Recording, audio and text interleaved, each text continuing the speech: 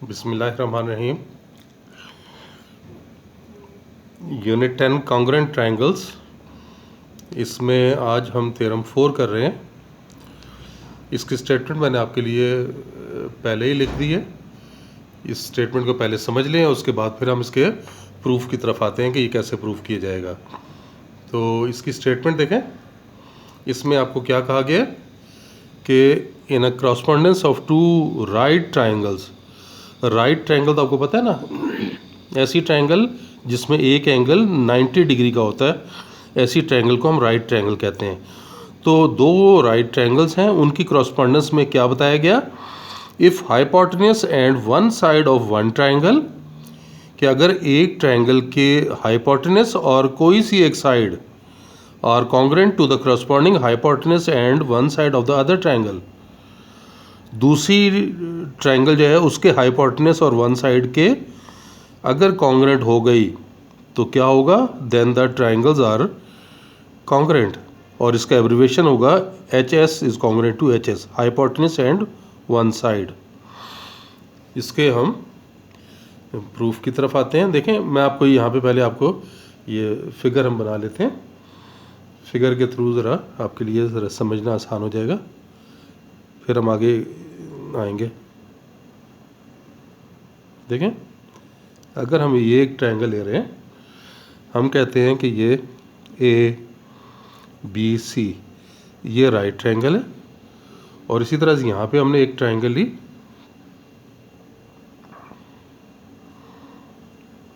ये हमने एक ट्रायंगल ली और इसको हमने कहा कि ये क्या है, DE और F है। ये दो राइट ट्रायंगल्स हैं। ये एंगल B पे एंगल 90 का है और इस तरह E पे एंगल 90 का है, और इसकी एक साइड को और एक हाइपोटेन्यूस को इक्वल लेना है ना। तो ये देखें, आपको ये हाइपोटेन्यूस इस हाइपोटेन्यूस के इक्वल और कोई सी एक साइड लेनी है। अगर हम कह देते हैं कि ये जो AB है,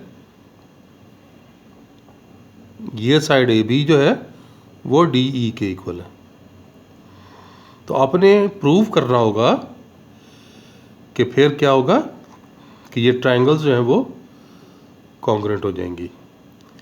अब आप देखें कि ये ट्रायंगल्स कॉन्ग्रुएंट के लिए अब करने क्या लगे हो। पहले तो चलें गिवन की बात कर लेते हैं।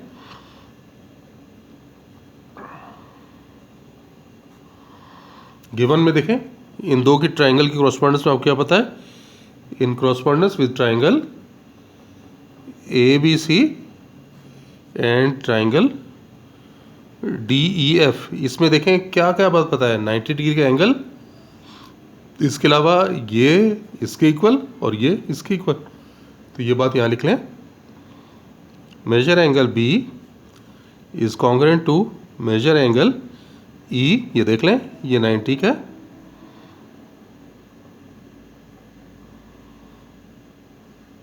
ये राइट एंगल्स हैं। इसके अलावा CA is congruent to FD, ये हाइपोटेन्यूस है,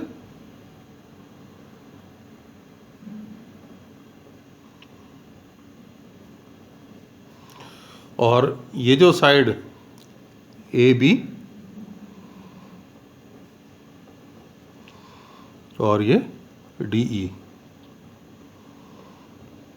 ये वैल्यूज आपको बता दी गई हैं। अब टू प्रूफ की तरफ आ जाते हैं।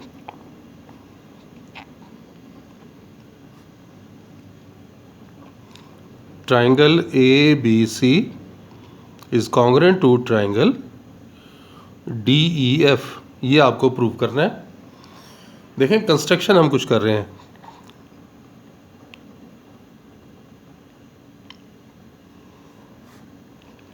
कंस्ट्रक्शन में देखें, हम ऐसा करते हैं कि ये जो साइड FE है इसे हम आगे प्रोड्यूस कर लेते हैं। ये हमने कितना प्रोड्यूस करना है, ये M तक प्रोड्यूस करना है हमने इसे, इस तरह से कि ये EM जो लेंथ है ये BC के इक्वल आ जाए। तो ये हम यहाँ पे लिखेंगे कि प्रोड्यूस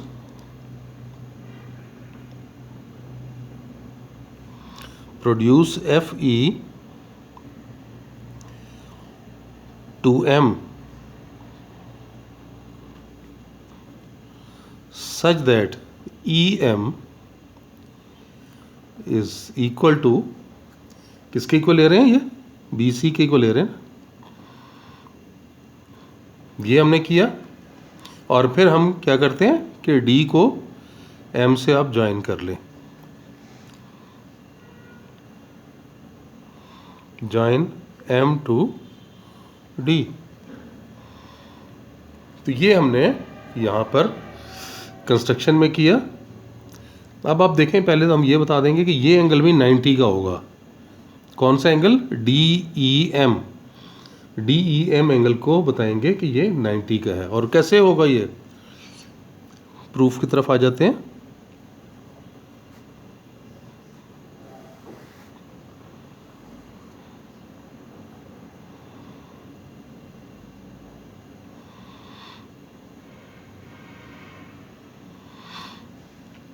अब यहां देखें, measure angle D E F plus measure angle D E M is equal to 180 degree. वजह क्या है, सप्लीमेंट्री एंगल्स है ना, ये एक लाइन पे बनने वाले एंगल्स का सम 180 होता है ना, तो ये supplementary angles.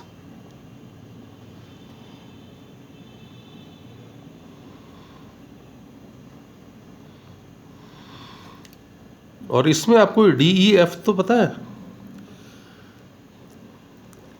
As measure angle D E F is equal to 90 degree, therefore measure angle D E M is also 90 degree. वजह देख लें, क्योंकि ये तो आपको पता है ना कि ये तो 90 का एंगल ये गिवन है ना, कि ये ई पर बनने वाला एंगल 90 के इक्वल हमें लिया हुआ था।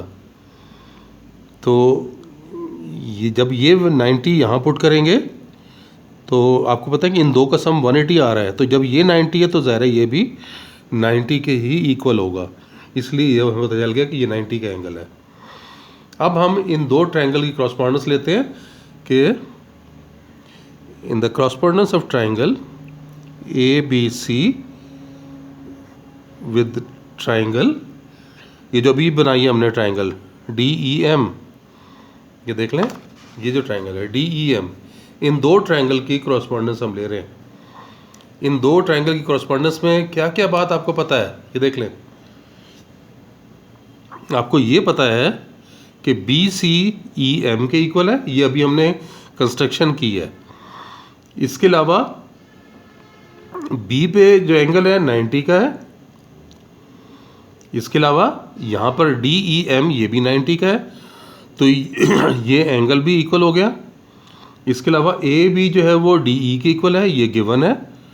तो दो साइड्स और एक इंक्लूडेड एंगल, ये दो साइड्स और इंक्लूडेड एंगल कॉन्ग्रेंट हो गए। तो इसका मतलब है कि ये ट्रायंगल और ये ट्रायंगल कॉन्ग्रेंट प्रूव हो गई। तो ये बात अभी यहाँ पे करने लगे हैं। तो इसके अंदर आप देख लें कि क्या क्या बात हमें पता है कि B C is congruent to E M, और ये हमने क्या किया है, ये देखें B C equal to E M, ये कंस्ट्रक्शन है, ये हमने कंस्ट्रक्शन की। इसके अलावा आपको पता है कि measure angle A B C is congruent to measure angle D E M, ये इक्वल है, क्यों, क्योंकि सब 90 के इक्वल है ना। अब आप देखें तीसरी साइड कौन सी है, कि वो जो थर्ड वन है ए बी, ये देखें ए बी और डी ई ये भी तो इक्वल है।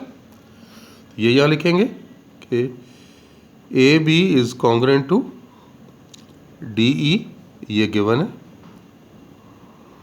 अब आप देख सकते हैं कि ये दो साइड्स और इनका इंक्लूडेड एंगल कॉन्ग्रेंट हो गए, तो ये ट्रायंगल कॉन्ग्रेंट हो गई। तो ये बात हम, ये चलें नेक्स्ट पेज पे लिखते हैं।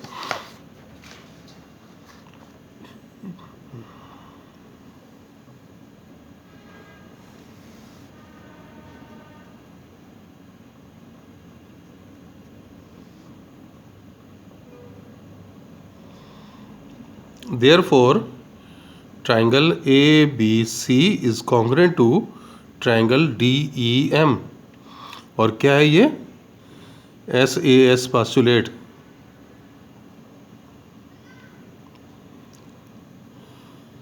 ये SAS पास्टुलेट के थ्रू हमने बता दिया कि ट्राइंगल्स कॉन्ग्रुएंट है, और जब ट्राइंगल कॉन्ग्रुएंट है तो उनकी हर चीज़ बराबर होगी।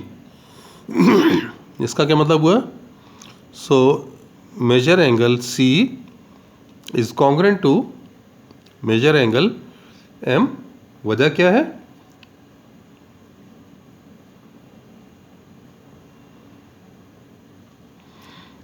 corresponding angles of congruent triangles।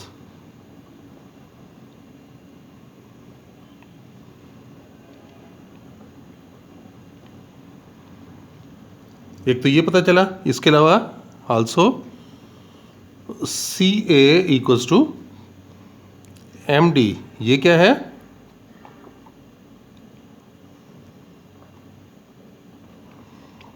corresponding sides of congruent triangles।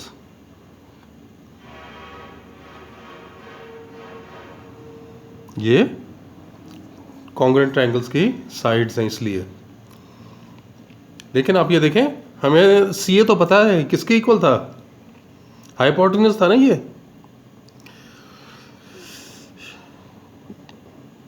But CA is equal to FD। यहाँ पर देख लें, ये मैं यहाँ पे बता रहा हूँ, ये देखें, ये देखें, CA किसके इक्वल था? FD के इक्वल था ना। तो ये बात यहाँ लिख रहे हैं, CA is congruent to FD। ये बात तो आपको गिवन है। अब आप ये देखें, CA MD के इक्वल भी है, CA FD के इक्वल भी है, तो MD और FD इक्वल हो गए। सो MD is congruent to FD।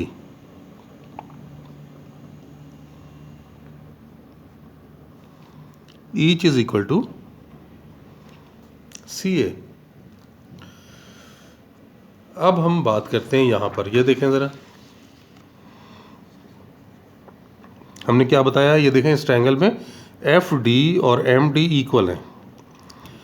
जब ये साइड और ये साइड इक्वल है तो देखें, ये जो, अगर इसे सिंगल ट्रायंगल लें DMF या FDM, जब इस ट्रायंगल की दो साइड्स इक्वल हैं तो उनके सामने बनने वाले एंगल्स भी इक्वल होंगे। यानी DM के सामने कौन सा एंगल बन रहा है? एंगल F बन रहा है, और DF के सामने जो एंगल बन रहा है वो एंगल M बन रहा है। तो ये एंगल F और एंगल M भी इक्वल हो गए। तो यहाँ पर ये बात ये लिखेंगे, so measure angle F is congruent to ये मेजर एंगल M। तो ये M के इक्वल हो गया। वजह क्या हुआ कि ऑपोजिट एंगल्स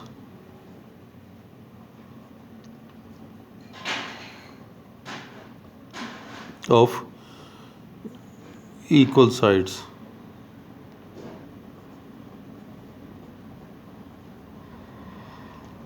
के इक्वल साइड्स हैं, उनके सामने जो एंगल बनेंगे वो भी इक्वल होंगे। तो ये बात आपको पता चली। अगर आप अब ज़रा देखें,